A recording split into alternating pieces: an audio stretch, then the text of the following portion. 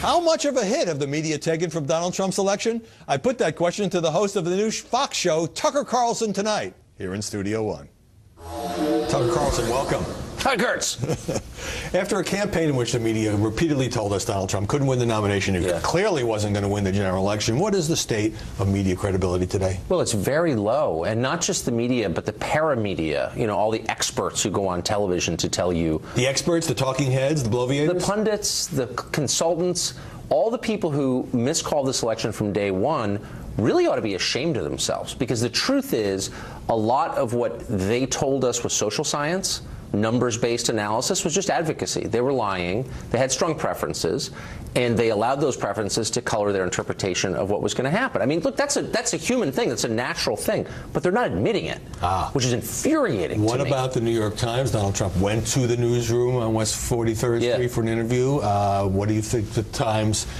What's its standing as a top American newspaper that got this election so wrong and has been pretty negative toward Trump? Very negative. And look, whenever you, and I've said this, and I'm openly ideological, my views are out there, but I've supervised a lot of reporters, like, 80 of them. I always said, if you hate someone, if you really despise someone and consider him beyond the pale, you're not allowed to cover him because you can't see him clearly. No matter how terrible a person is, it's possible to be unfair to that person. It's possible to lie about that person, and lying is always wrong. They kind of forgot that, and they decided there's nothing you could say about Trump that was out of bounds. I mean, they wrote a lot of accurate things about Trump that were unflattering, but they also wrote things that were disproportionate, that were untrue, and they devalued their own credibility in the process. And it makes me sad as a lifetime daily reader of the New York Times to see what they did to themselves. Now, as you say, you've never made any bones about being conservative. There must be things in which you disagree with Donald Trump because he didn't run as a standard litmus test for blue conservative. He also beat, in this election, the conservative press, particularly the National Review and the Weekly Standard, and some of the commentators on Fox. He denounced them by name, and he won. So where does that leave the conservative side of the media? Well, I mean, he just undid and destroyed for all time two of the great American political dynasties, the Clintons and the Bushes. They're over, thanks to Donald Trump.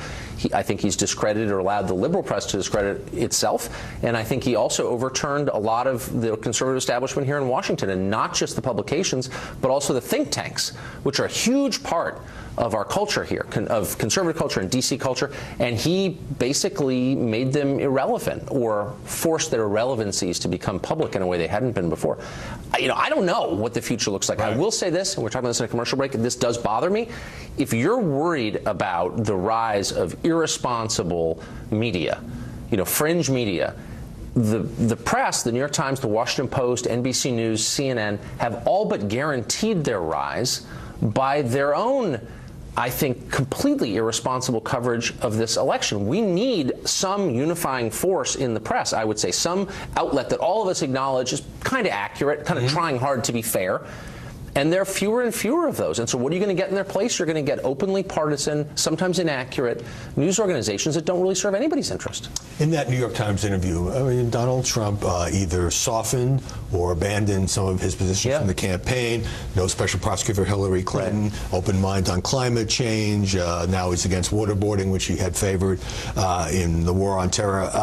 Now, the mainstream media, I think, kind of like this evolving Trump, but some in the conservative media, even Breitbart had a headline, Broken Promise, are they entitled to feel that he said certain things in the campaign and now he's walking away? Well, of course they're entitled to feel that way. I mean, part of what this shows is just how dumb the coverage was. So the idea was, because Donald Trump is intemperate in his rhetoric, which obviously he is, that he's some kind of wild-eyed right-winger.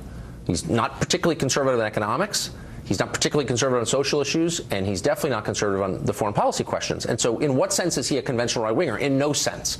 So I guess it's a little bit confusing to the average person at home. Like, really? This is not the Donald Trump the media portrayed. I mean, for good or bad. I mean, leaving aside my views on it, it's just true. He's not a conventional conservative. He's not a rigidly ideological candidate, which I said at all. Exactly. What is the goal for your new show? How are you trying to give it a distinct identity now that you're on 7 Eastern weeknights? Well, I'm not a big think guy. I'm a very small think guy. So I haven't actually thought about... Well, give us a small thought, Tucker. No, I mean, my gut reaction is that viewers want to see people on television who are directly involved in the stories of the day.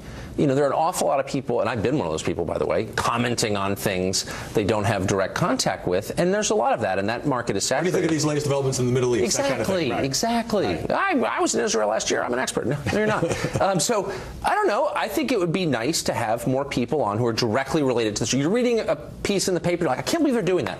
I would like to have that guy on. And so we're trying to do that. In taking on this expanded role at Fox, you are having to now give up your management role to Daily Caller, the conservative website that you founded. Was that a hard decision for you? Is it hard to let that go? Yeah, it was really hard. I mean, not because I'm a great manager. I'm a terrible manager.